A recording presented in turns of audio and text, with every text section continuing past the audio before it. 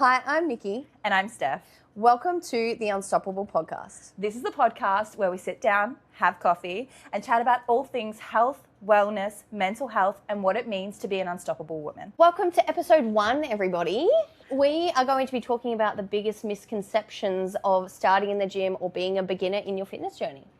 I feel like this is a really relevant topic. Like, we were all beginners somewhere along the lines. Like, we all had that day where we were like, I need to do something about this, whether it was a goal, whether it was aesthetically about, the way that we wanted to look, or maybe it was something that popped up in our lives that was like, it's time. It's time to be able to step into that next version of us. So I think that's a great place to be able to start.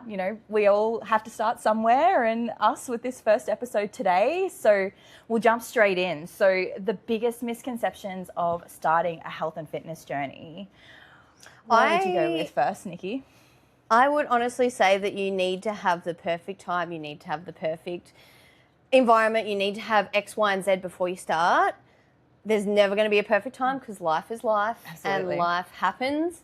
And the biggest thing is just starting even when it doesn't feel perfect. Absolutely. And you think of how many times people say, like, I'm going to start in the new year, or I'm going to start on Monday, or I'm going to start on the first of the month. And then, that rolls around, and then all of a sudden, the New Year's things don't go to plan, or like the start of the week is absolutely hectic and things just don't work out the way that we want them to. I think the biggest thing is just starting like before you're ready. Like start in a day that ends in Y. Like start because it's a random Thursday and it's 3:00 and you had that thought, or maybe you try something new just because it popped up. Like I love the thought pattern, and a coach of mine always says that inspiration without action is just entertainment. So you see the amount of social media and influencers, and you sit there and you get so inspired about what can actually happen that taking action, it's generally the scariest part. Like I read a study basically saying that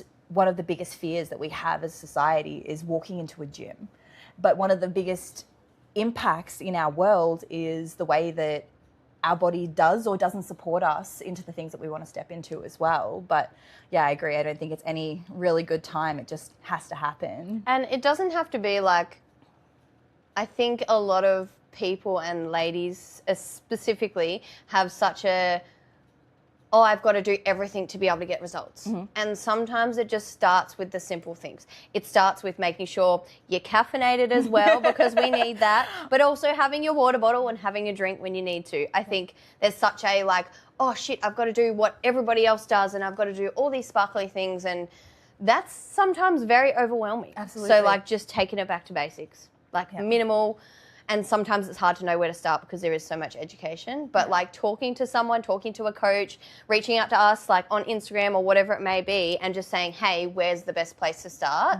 Where do you think I should start? And give just that little bit of outside that comfort zone, but something to focus on that's small. Absolutely. I think that it doesn't have to be perfect.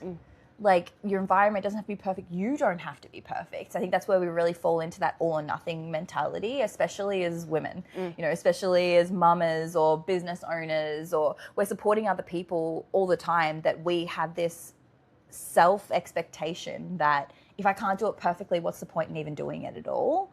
But those small manageable size pieces, what can you do today? What does dedication look like? Or I know the amount of times we've sat down for a consult with someone that we've never met before, and they're like, I want to be training like 6 days in the week.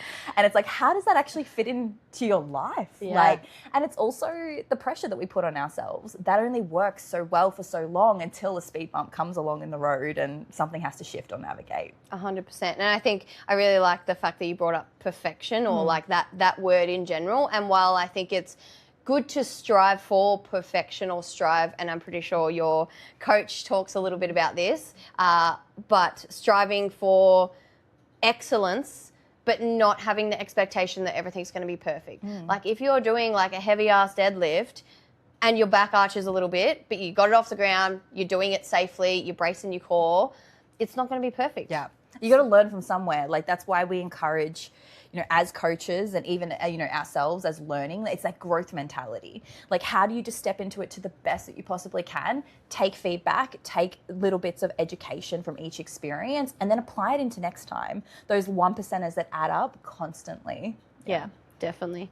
I feel like that's a really great segue into like the next biggest misconception or bit of advice that we would give beginners starting in the gym. Like I mentioned her, you mentioned her, like, you know, having people around you that support you. You can't know everything. I have my own coach. You've had coaches for years and supporting in every space as well. But learning from those people around you that maybe know a little bit more than what you do, and especially as a beginner, like you wouldn't, you know, hire a plumber to do your electricity work. So leaning into someone that's going to be able to really support you and meet you where you're at, getting that support and not being afraid of asking for help. Like it's okay to not know what is going on or not know everything and want to be really curious about growth as well. 100%. And I think that's where we do thrive in JugFit is like, everyone's got their strengths, everyone's got their weaknesses, everyone has a passion as well. Absolutely. You can't know everything. No. Like between having a job and knowing all about it, between like learning all about finances, learning all about life, learning all about whatever it is you're learning about, you're not going to remember everything and you're probably going to forget stuff. Absolutely and not. sometimes it just takes that little bit of a reminder to be like, hey, make sure you're doing this in your squat or whatever it may be. So we can't know everything. Yeah. Like, and we all learn differently as well. Like, you know, some people learn better when things are written. Some people learn better when it's visual. Sometimes we learn better when it's audio, or maybe like let me have a go, let me go through it, let me give myself some self-feedback and then bounce off someone else. And I think really identifying like where you learn the best can help you find the right person to support you. And not everybody will do that. Like not everybody will be your cup of tea. Not everybody will get the point across. It won't make sense from everyone else's perspective. But when you find that person that's like, oh, you speak my language, like everything just kind of clicks into place. And it's okay to not know how you prefer to learn. Absolutely. Like, I'm pretty sure I didn't know, but I am definitely a watch somebody do it than a do it myself type of person. Yeah. Whereas like you could be just like writing it down, or like for example, our study, I need to write it down. Yeah. Whereas you're just like, I'll listen to it as a podcast and it will. And just like again and again. Yeah, absolutely. And what resonates. And the fact that you can go back. Like it doesn't have to be okay, now I've moved on to this. Or if you're working with someone, it should be a collab approach. Like, I don't feel comfortable doing this, and feeling comfortable to say, hey, I don't feel comfortable doing this. Or maybe calling, you know, someone out and being like, I don't think you've understood where my goals are actually sitting at, or the level that I'm starting at this point in time. I feel like we all have to be self-advocates for our own journeys. We can have these people that support us around, but ultimately we have to speak up for ourselves and be like, this is how I want to learn. This is how it resonates with me. Because as you name it, can always be different. Depends on what we're talking about. 100%. Yeah. And I think everyone learns completely different, but it might take a bit of practice and self-awareness to know where you learn best. Yeah, and it may not always be the same. Yeah. Like it might change as you go along as well. Yeah. And sometimes like even though you're starting to maybe lose body fat or build muscle or whatever it is, you also get the body awareness and the awareness of yourself that comes from that. I think that's a really beautiful thing that comes from a lot of our ladies' journeys in the JugFit community, is like they start for changing their body, but what they get is so much more. They learn more about themselves. They become more aware of maybe what your brain is wired to say and wired to go to maybe that possible negative without actually recognizing the win. Like it's like, oh, I did this, but. Yeah. So it's like it's always a but. Yeah. It's that thought pattern that comes encompassing on what could be overshadowed within the journey as well. So in terms of like that as well, like celebrate your wins. Absolutely. Like, celebrate every single person listening to us. Celebrate your wins, like across the board always. And I feel like we move on so quickly.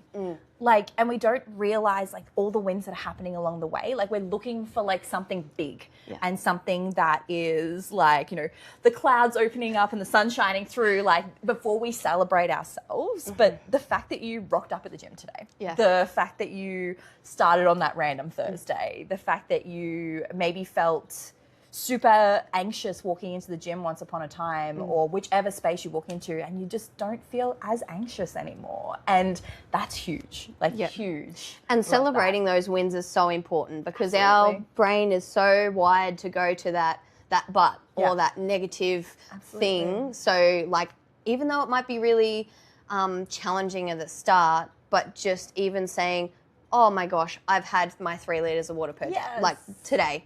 And celebrate that. Yes. Even if it doesn't seem like it's big thing to be celebrated. I think those little ones are way more important than just the big things, especially when we talk about fleeting moments. Like when we set out to achieve a goal, like that's the solid focus. It's the be all and end all. But once we get there, once we get to the mountaintop, we're there for such a split second. It's a day of, you know, my background bodybuilding show. It's a competition. It's a marathon. It's a run. It's a lifting comp. It's a weight on the scales, and it's such a fleeting moment that we tend to steal our own joy away from us because we're thinking about, okay, well, I've done this, now what? Now where am I going? What's happening next? But the biggest win, the biggest prize essentially that you get from all of it was all those little bits that came along the way, the transformation as to who you are. Yeah. I think one of the other things that we see a lot probably in consults as well is the hesitation behind not wanting to share whether it's your food, what that looks like, whether it's your current... The shame element. The shame element. And trying to change yourself before you've even started.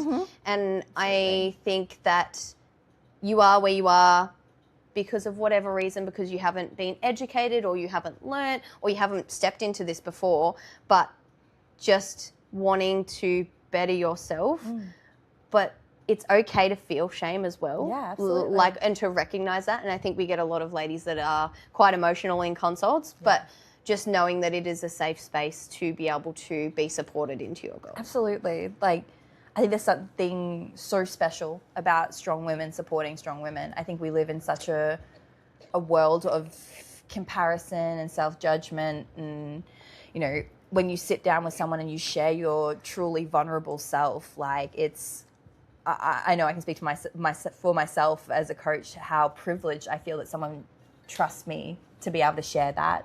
And I think it's really special when someone does as well. I think the other thing that comes up too is that you don't always have to change yourself because you don't like yourself. Like, you can still want to know what the possibility is for the future. I want to see how strong I am, how powerful I am, what I can do with this vessel, you know, set out to seek change, but still be healing and really reiterating that deep self-relationship with who you are now. Like, because if we're constantly looking towards the future, then we miss out on who she is now and all the things that happen along the lines, that shame or the self-judgment that we may put in place. Like, your body has protected you through every single thing that you have ever done, and everything that's happened in your life has happened because of the hard times and the good times and the things that come along. It's just all a part of the journey. It's just your individual story, and there's nothing to be shameful about that. And if we think about how long we're on this world or on this goodness. earth, like, your body is going to change multiple times,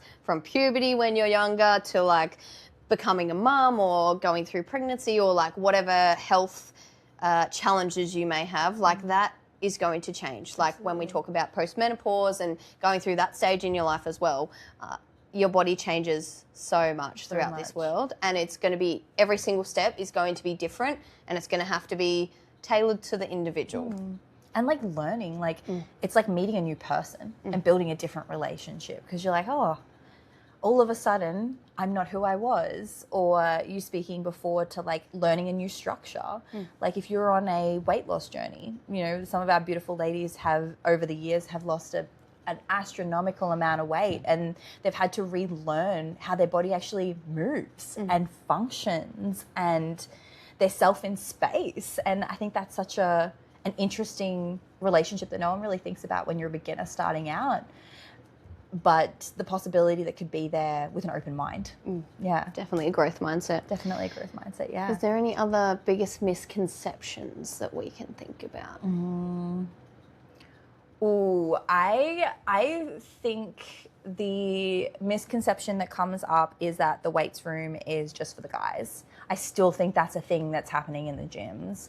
But do you think it's the misconception of it's just for the guys, or the what would I say, the like scarcity or the like nervousness that comes with stepping into a space that is for, or that is predominantly men? I think it's changing.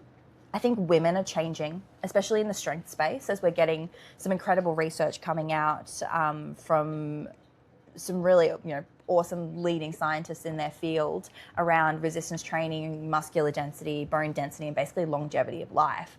And I think that the confidence is shifting in terms of, dare I say, this new generation coming through into the gyms. Like, weights are no longer being seen as if I lift that, I get bulky. I know that was always my thing. I never wanted to train shoulders because I was going to get a bulky trap, through the top of my neck. And now we're like, yeah, let's go, Delts. Put me on all my shoulders, right?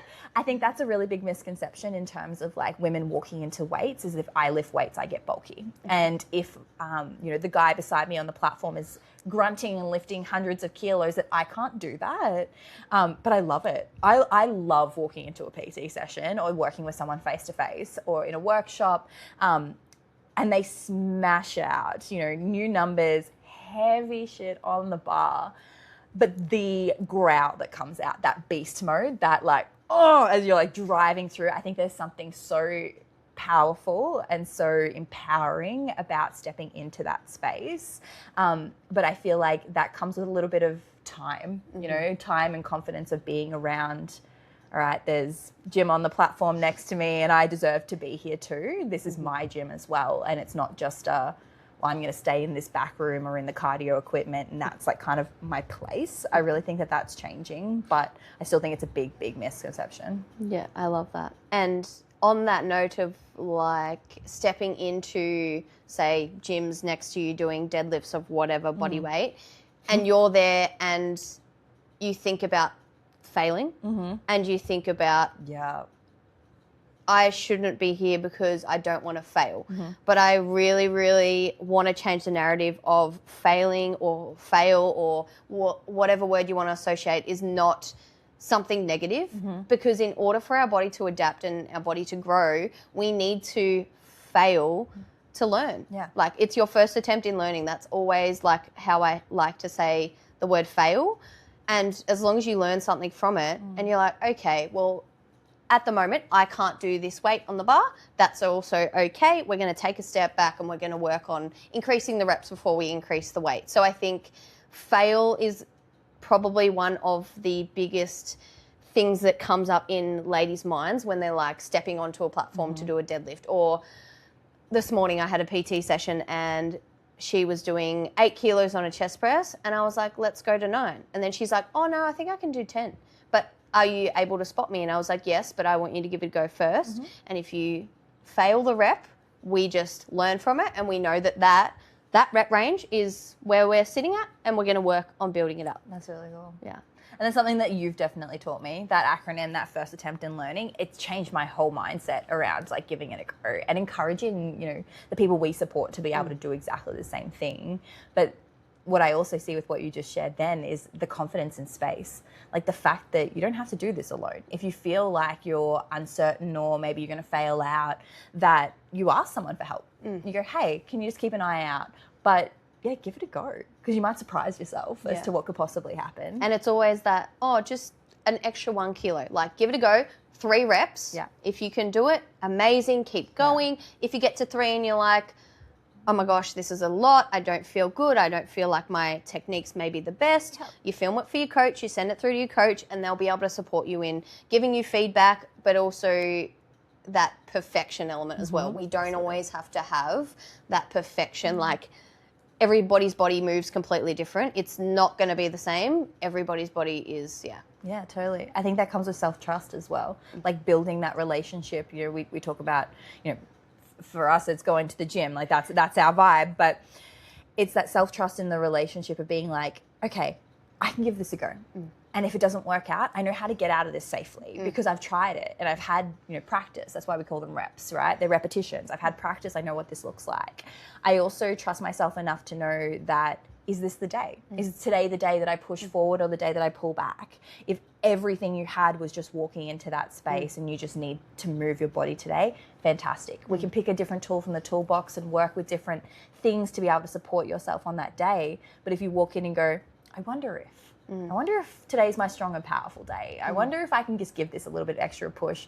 Give it a go. And I love the fact that you named it. It doesn't have to be the whole repetition range. It's just small manageable pieces. Yeah. I'm going to try it for 1. I'm going Yeah. to try it for 2. Yeah. And okay, I'll see if I get 3. Yeah. Like good ego comes on in going, go girl, let's Yeah. do 1 more. And it Yeah. starts to like pump up. Yeah. And by the time feel you it. know it, you're doing the whole reps. You do the whole set. Yeah. Yeah. I love those days because Yeah. I think they're a beautiful surprise of, your self-trust coming out. Like you have got this. And as long as you're able to get in and out of a movement safely. Absolutely, always.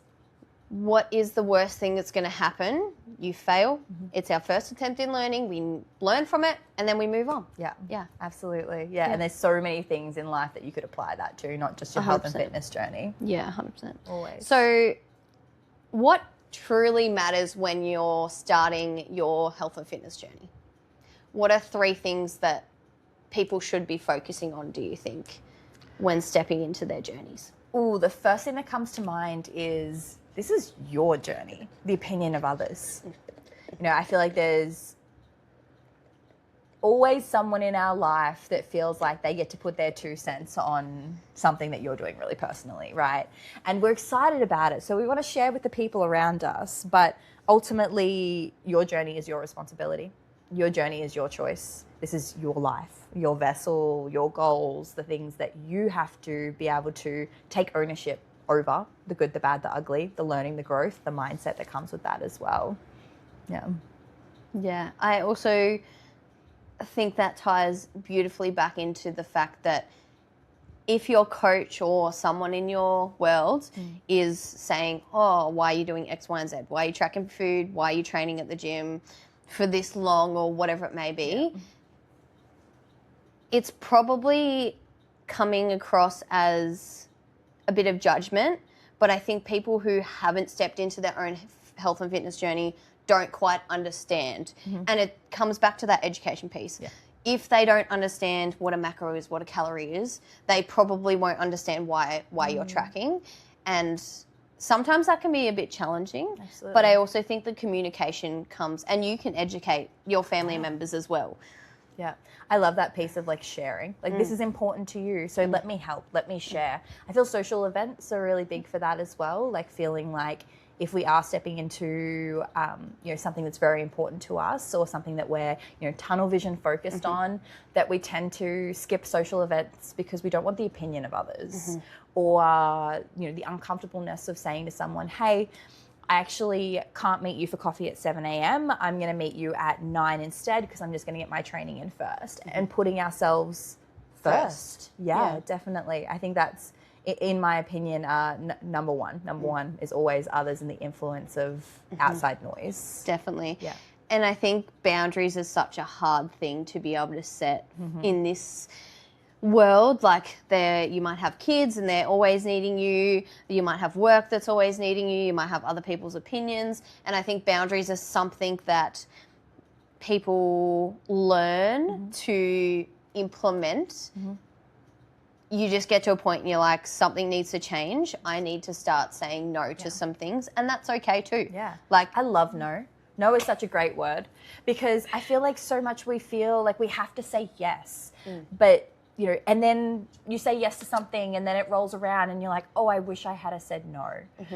And that gut feeling, that guilt of the impact of what that's going to have on other people, like that boundary of putting yourself first. Like, no, I can't do this. No, I'm not going to have that. Like, no, that's okay. But being okay with the fact that you said no. Yeah. Like, there's no guilt trip necessary or needed after that. definitely. I think another thing that's quite important when you're starting your journey is sharing and communicating that with the people in your circle. There's no point me stepping into whatever my next goal is, or like body fat loss, strength, muscle, whatever it is, without me telling my fiance. Like because he's in my world and because he's in my life, he sees everything. We have mornings and afternoons together. There's no point me just doing it alone. Yeah, absolutely. Sharing that with your support. Yeah. And they may not understand, and that is quite common sometimes with husbands or wives or whatever it may be. But as long as you're sharing and you're saying, hey, I'm doing this, I think it's important.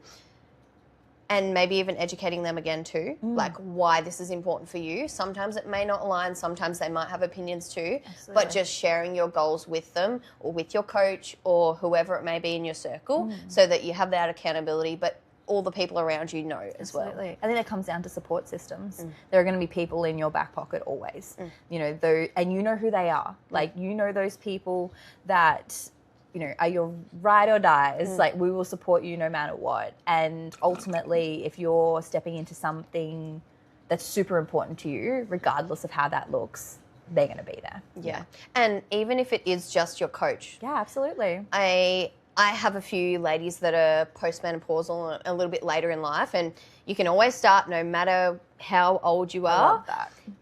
But some of the narratives or the way people have been brought up that are of that age, there is so many barriers, I would say, between how we support the ladies and between like their partners or husbands. Sometimes that doesn't align. Truly. But knowing that you have someone, and even if it is your coach, we become friends with our clients, like every single client that we have. Yeah, we can't not. We're invested too. 100%. And sharing that, like communication, I think is a big thing. As long as you're communicating with everyone in your world, your coach is only going to be able to help you, or your friend or your family member that's keeping you accountable. They're only going to be able to do that if they understand and know what's going on. 100%. You've got to share. You've got to tell them. Yeah. And what you need to. Tell them what you need. Like, there is nothing wrong with I wasn't going to say like list of demands, but just this is what I need right now. I love you and I appreciate you and thank you for trying to do this, but maybe with something they've said isn't helpful, or maybe a comment they keep saying is like digging a bit deep, and it's okay to turn around and be like, you know what, that's actually really not helpful for me right now. This is how you can help to support. Yeah. Can you keep that thought moment to yourself? Yeah, not helpful. Yep. Number 2? What was my first one? Boundaries was my first, I think. The opinions of others and applying solid boundaries. Yeah. I think my second would just have to be that chuck perfection out the window. Yeah. Just chuck it out. Like, I don't believe in being perfect, because how can we compare perfect when everybody's body moves differently, everybody's metabolism, everybody's food and joy and life, everybody's life is completely different. I think we can strive for perfection or towards excellence or just doing better, but perfection, get it out. Yeah. Like, I don't think perfection really exists. I don't think so. I think perfection is something that we put in, like, on ourselves. Like, this is what it looks like to be perfect. But that's also your idea of perfect. Yes. Like, your idea of perfect may be different to what my idea of perfect is. Absolutely. Yeah. And situational as well. Perfect in your training session, perfect in the gym, perfect as a mum, perfect in my wardrobe, perfect in, you know, whatever it may be as to where you step into different spaces in your life. You don't have to be perfect to be able to achieve your goals. Absolutely not. No way at all. Yeah. Yeah, definitely. I agree. Well, that was a pretty quick one in terms of number 2. I think the opinions of others was a big rabbit hole, but rightfully so. There's a lot of things that in there, and then that perfectionist mindset is really, really solid too. Do we have a third of what matters when starting your health and fitness journey?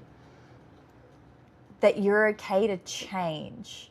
I think number 3 really has to come with the thought pattern that it has to be fluid. Like, your goals may change. Like, you set out that you had this goal, and maybe you don't want to achieve that anymore. Or maybe something else shifts. Or maybe you find a love for just lifting heavy things because you love lifting heavy things. Maybe the goal isn't tangible. Maybe it feels, it's a feeling. I want to feel more confident. I want to feel, I want to be able to run around with my grandkids. I want to be able to go shopping and pick whatever I like. Like, it doesn't have to necessarily be a thing, a measurement, a timeline, a base. It can be headspace. It can be a energy within a self. It's also the thought that it's okay to change your mind. Like, you might learn something and just love it and be like, I am this is it. This is everything that I have. And then something might shift and be like, you know what, I don't agree with that anymore. It's allowed to be fluid.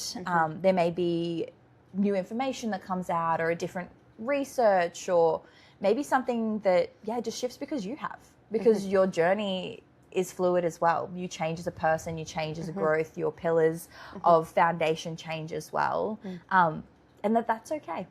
Yeah. Definitely. I don't know how many times I've tried to change my goals on you. And yes, sometimes your coach does need to be like, okay, if we want this goal, we have to give it a certain amount of time. Absolutely. Because we're not into short, quick fixes. No. We will support you if you want to try a quick fix. Yeah. But we don't encourage Education is always key. Yeah. Education and longevity. Like, that's always my opinion, is education and longevity. If you can't do this for the rest of your life, it may be fluid, it may change, we might dial it up, we might dial it down, but if you cannot do this for the rest of your life, then it's probably not serving you. Yeah. There is always exceptions to the rules, and there's always exceptions when we work with different allied health professionals and health-based parameters, but for general lifestyle, it's exactly that. You know, how do you want your lifestyle to be? Yeah, 100%. Yeah.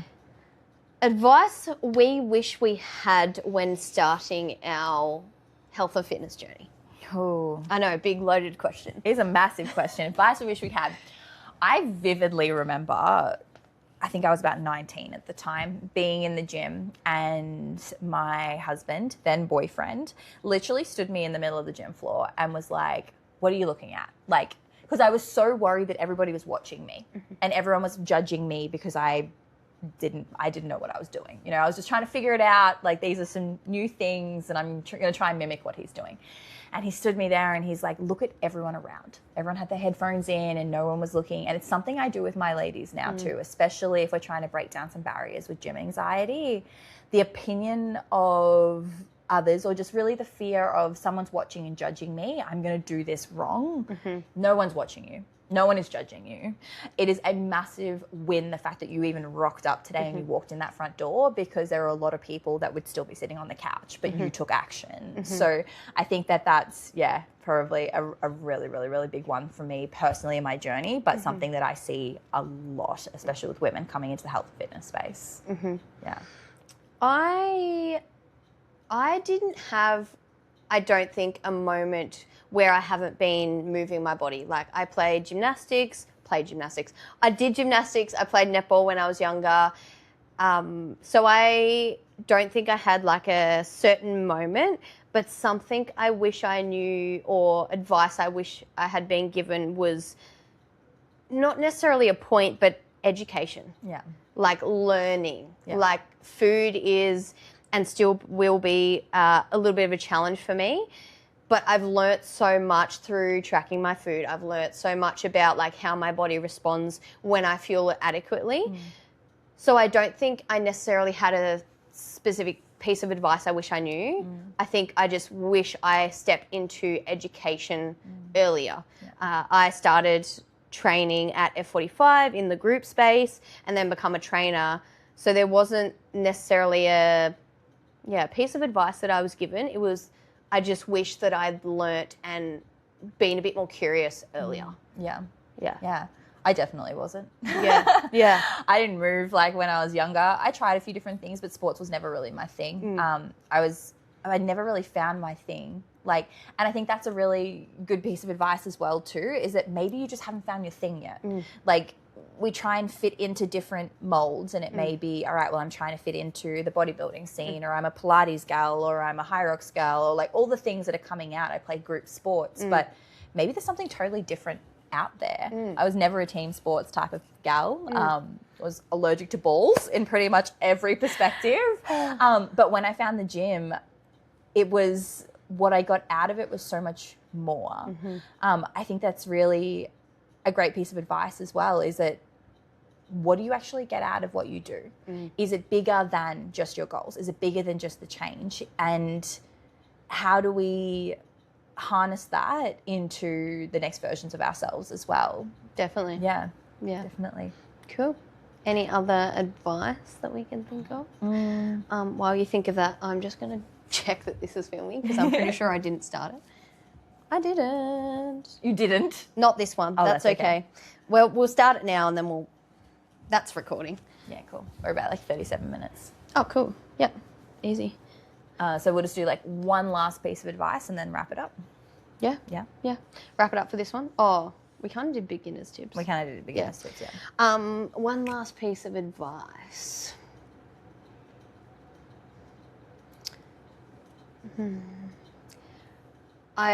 This might be a bit biased, but find a coach or somebody that you vibe with. Yeah. If you want some help in the health and fitness space, not everyone's going to be your cup of tea. I know I've had previous coaches, they didn't really align, didn't feel like I was getting the support that I needed, and then stepped into Jug Fit before I was a trainer, and just finding someone that you vibe with. Like, if you jump on a call or catch up face to face with this person, I know that will be uncomfortable, like going for a consult, but it's okay that people aren't your vibe. Yeah, totally. Yeah. Like, I think as coaches have slightly different like clientele, I would suppose. Absolutely. Because we're totally different people. Yeah, exactly. And I think that's a good thing. Yeah. Yeah. And it's like, if you're a little bit older, you might align more with me because I just gravitate towards the postmenopausal, postmenopausal women. So know that it's okay that you don't vibe with everyone. Absolutely. And don't settle for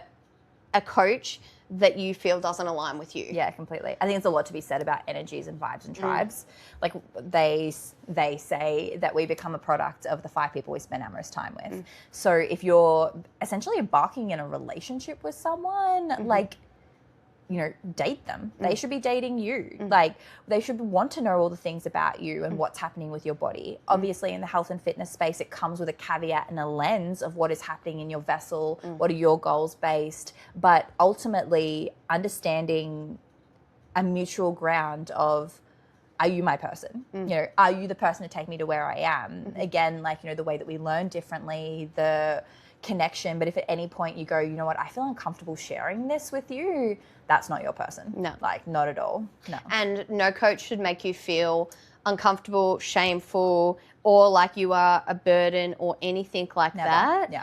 Never at all. As soon as you feel that with somebody, time to finalize your commitment and move on. Yeah, and that's find okay. someone. Not all relationships are meant to go forever. Exactly. People aren't meant to be in your life forever, and there's so much to learn from other people as well. So you might start with someone and then transition across 100%. to someone else. Yeah. Yeah. I learned, like with my previous coach, I learned what I didn't want in a coach moving forward, and that's something we also ask in consults. It's like, have you had a coach before? What did you like about their coaching? Absolutely. What didn't you like? What did you find that you've learnt, and education-wise as well? Yeah. And knowing that, like, first attempt in learning. Yeah. I learnt that that person wasn't my vibe and my tribe, and the next person might not be either, or it might, work out well. But you don't have to settle. Yes. Yeah. Yeah. Especially with that sort of relationship as well. It's a big one. Yeah. And important. Definitely. Well, we've covered a few things in our first episode. What a great starting point, I think, for like anyone listening of getting started in the gym or in your health and fitness journey and feeling a little bit uncertain, some of the misconceptions that pop up in the health and fitness space as well. We've covered a lot of rabbit holes. 100%. And what truly matters when you are starting your journey, and knowing that everybody started somewhere. Absolutely. We don't start on this earth knowing all this stuff. We don't start on this earth, like, we start crawling and then we progress to standing and walking, and everybody starts where you've been. Yeah. And there's no reason why you can't. There's no certain age you need to start with, or certain day of the week, or I'm too old to be able to do this, or maybe our timing's not right. Like, no. Where are you at right now? What can you do? Where can you start? Yeah. Even if it does feel a little bit uncomfortable, you know, growth definitely happens, like, in my opinion, just outside those those borderlines. It doesn't have to be you have to jump 3 foot on the other side of the fence, but just outside, that toe pushing over the edge, what feels achievable for you, and how do we step forward just a little bit more each time. Have confidence that if you are feeling uncomfortable, it's a good thing. It's a good thing. It means that you're stepping outside, and it means you're going to grow. Yeah. I think that's a really good one, and a beautiful thing to leave it on. Uncomfortable is a good thing. Yeah, Definitely.